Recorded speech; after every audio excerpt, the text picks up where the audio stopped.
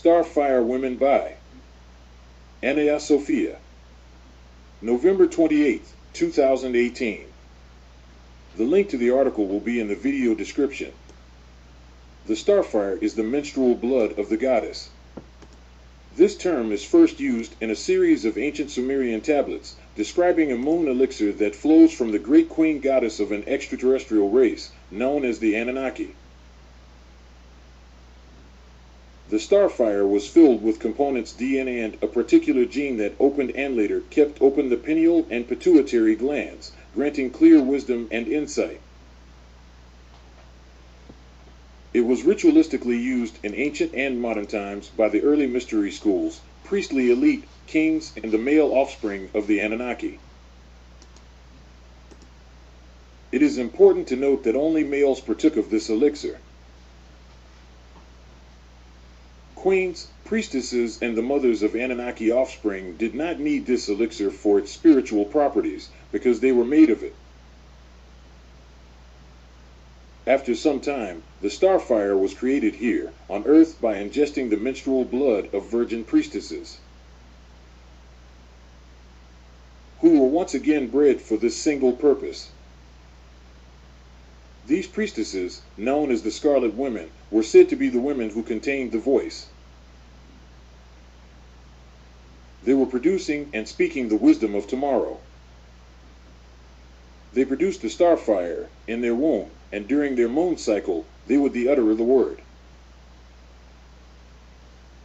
The utterer then became the uterus.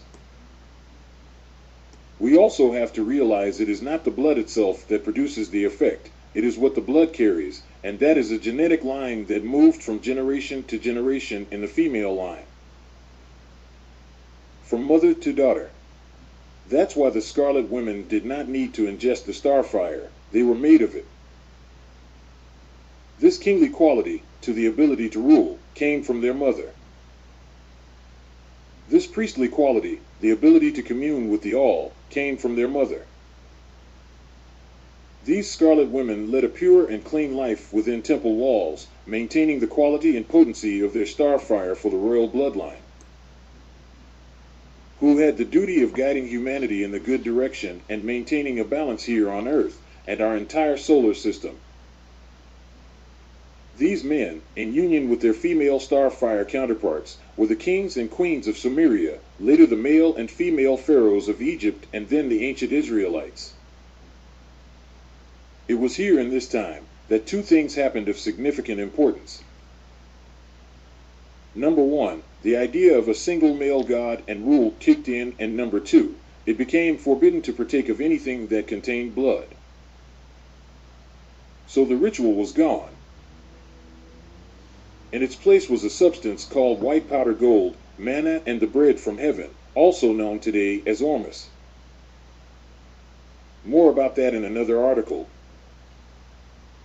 What I want to address now is the number of women who feel very powerfully connected to these Scarlet Women and the starfire within them. I myself am one of them. What I have noticed is a couple of unifying traits and tendencies. We seem to have been daddy's girls.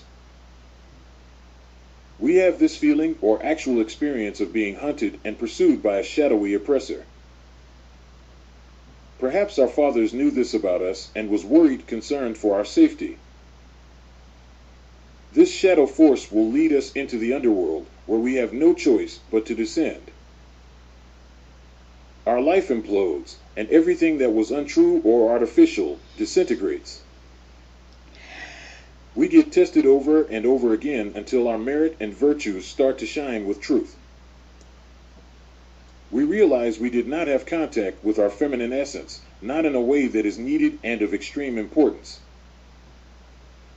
Through the fog and mists, we start to find our way again, this time with discernment and voice under our belt. We ascend like the phoenix, aware of starfire and ready to live as a noble custodian of such an onus. This quality does not make us special with special powers. However, there is a sense of everlasting faith, peace, and joy despite carrying a burden of great responsibility. The burden, for me, is the ability to see, feel, and know the spiritual state of humankind, the earth, and everything that lives here, or comes into contact with this here moment. And to do whatever I can, if I am able, to stand for goodness and the right way of doing things. I want to remind us again, the woman never ingested Starfire, and I am concerned with the modern womb, sacred feminine teachings that suggest to women to drink of their own menstrual blood. Huge alarm bells go off when I hear this. You don't need to ingest your blood, and please do not offer it to another without the conscious awareness of what you're doing.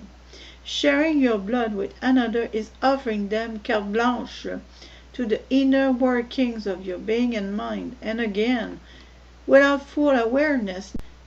Never mix blood with others in some kind of ritualized ceremony that someone else is presiding over.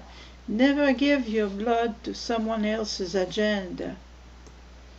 This blood genetic line has been hunted down by the forces of anti-awakening to distract at any cost its carriers and the rest of humanity from realizing its true origins. If you feel connected to this information, then one of our duties is to keep our blood genes clean, pure, and vibrant. Garlic, keep the vampires from your door, will do this. Again, going back to the days of the witches, Scarlet Woman, get yourself a demon, familiar, numen, an animal companion. These incredible beings absolutely enhance your life in every way. They will nourish your awakening. I also have a deep and trustable sense that the priestess of this time became our witches, healers, wise women, and now us. There is a tremendous and dependable connection between us and the natural magical world. If there are no humans that cannot see, the fairies, elves, gnomes, and other worldly creatures of nature, then the race that we have been born into will just continue to keep on cutting down the forests, killing the wildlife, and polluting the oceans. Only we, those of us who can see and feel, can keep Earth magical and prosperous to all life. Let's commit to the straight and narrow path and raise our vibration in a way that gives us the strength and power to be what this bloodline has no other choice but to be, and that is the guiding light. So this was written by Ania Sophia.